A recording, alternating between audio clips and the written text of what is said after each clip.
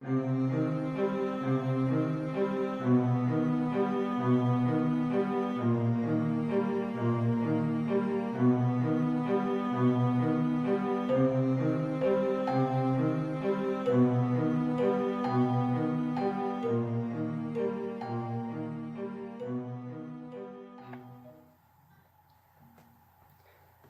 a cat.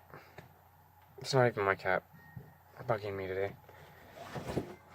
I hate you. Today's deduction tips have to do with a problem that I understand all too well, that has been brought up. Give me just 1 second. Cat knocking things over.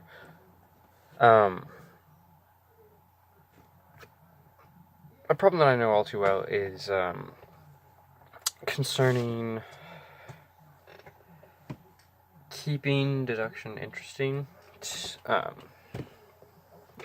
When you reach a level of deduction where it becomes kind of a second nature, it can become kind of repetitive, and I understand that.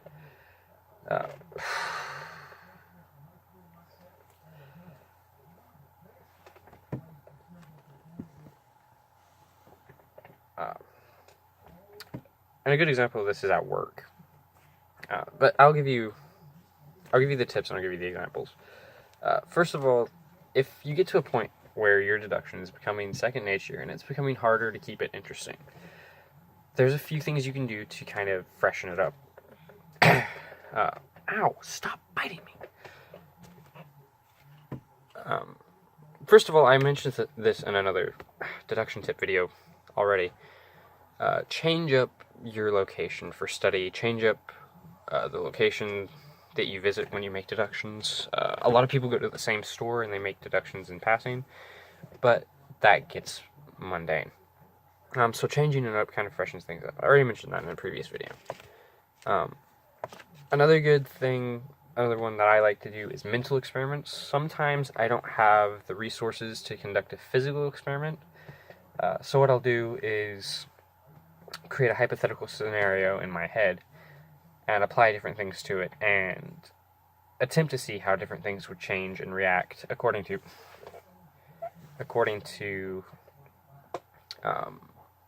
that situation.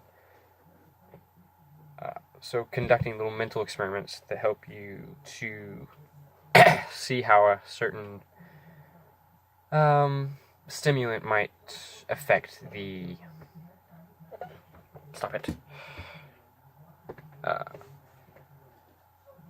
the situation. So and that can help you just to see how things influence each other even when you can't, because to a degree, even with your imagination, especially if you have a good imagination, you can pretty well anticipate how things will go down once certain things are applied to a certain situation. So having that kind of mental experiment, this is distracting,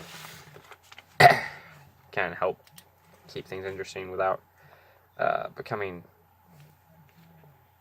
too big of a hindrance. It doesn't take a whole lot of preparation to conduct mental experiments. I swear. Get down. This is one that I use at work. So, for example, I've been working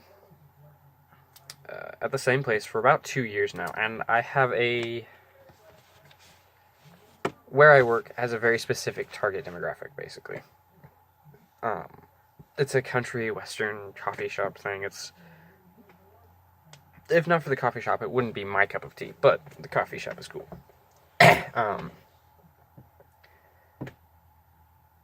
And because of that very specific target demographic, after a couple of years, you kind of start to see the same things over and over. So even though I see thousands of people a day, all of the deductions I make kind of string together. It's kind of all the same deduction after a while. There's 2,000 people, but they all seem pretty much the same when you break them down. And I know people are individuals and whatever, but as far as deduction goes, there is a finite amount of observations you can make about the same kind of people, especially when everyone's in the same target demographic. So a way to help keep myself interested at work is by reminding myself that no deduction is too small. Even the observation of handedness, it's a small thing, but if you pay close enough attention to it, you can pick up things that you wouldn't normally pick up. And maybe it's a small observation that you usually wouldn't give a whole lot of time to, but by honing in on these small observations, you can extrapolate more out of them than initially you originally would have if you were just trying to make a broad portrait of the person in question. So those are things that can help keep boredom at bay.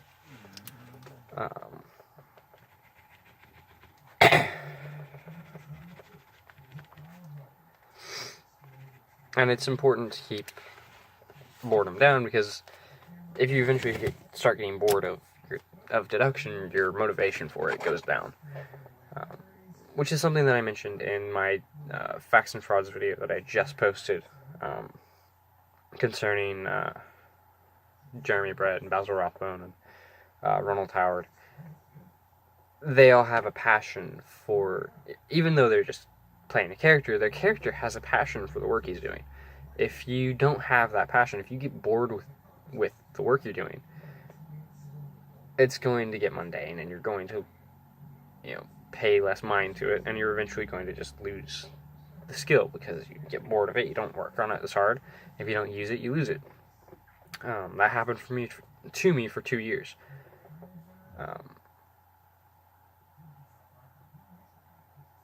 So keeping it interesting, changing things up. Maybe you're really good at making deductions about people. Try making deductions and observations about the room you're in. Try making deductions and observations about vehicles. Try just changing it up, deducing something that you don't normally make deductions about. You can extrapolate good information from all kinds of things. Maybe they have a notebook on them.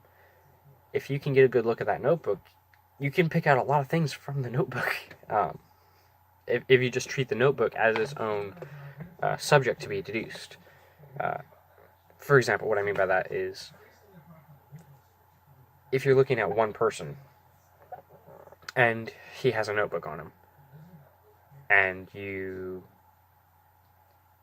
use the notebook as an observation on the person, your subject is still the person, and you get less out of the notebook. If you break that up, now you have his notebook.